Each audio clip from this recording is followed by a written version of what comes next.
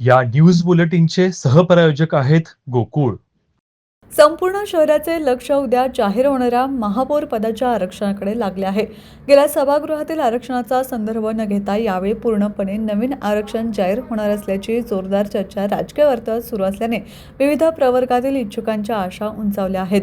यामुळे इच्छुक उमेदवारांनी आपापल्या पक्ष नेतृत्वाकडे, स्थानिक कारभाऱ्यांकडे फेऱ्या वाढवल्या असून नाव पुढे नेण्यासाठी प्रयत्न तीव्र झाले आहेत. महापालिकेत सध्या माहितीचे स्पष्ट बहुमत आहे. त्यामुळे महापौर, उपमहापौर व सभागृह नेता यांसारख्या प्रमुख पदांचे वाटप कोणत्या पक्षाला मिळणार याबाबतचा फॉर्म्युला अंतिम टप्प्यात असल्याची माहिती आहे. भाजप आणि शिंदे शिवसेना गट यांच्यात 3-2 अशा प्रमाणात पदवाटपावर जवळपास एकमत आल्याची चर्चा आहे. मात्र अंतिम निर्णय आरक्षण जाहीर झाल्यानंतरच स्पष्ट होणार आहे. महापौर पदाचे आरक्षण जाहीर होताच आघाडी नोंदणी, उमेदवार निश्चिती आणि रणनीती राखण्याच्या हालचालींना वेग येणार आहे. त्यामुळे सध्या सर्वच राजकीय पक्षांचे लक्ष आरक्षणावर केंद्रित झाले.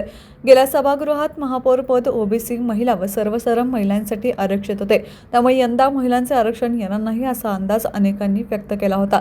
मात्र आज राजकीय वर्तुळ याबाबत वेगळीच चर्चा सुरू असून आरक्षण नव्या पद्धतीने लागू होण्याची शक्यता वर्तवली जात आहे. यंदा 4 सदस्यीय प्रभाग रचनेनुसार महापालिका निवडणूक झाल्याने या सभागृहापासून आरक्षणाची नव्याने सुरुवात होणार असल्याचं सांगितलं जात आहे.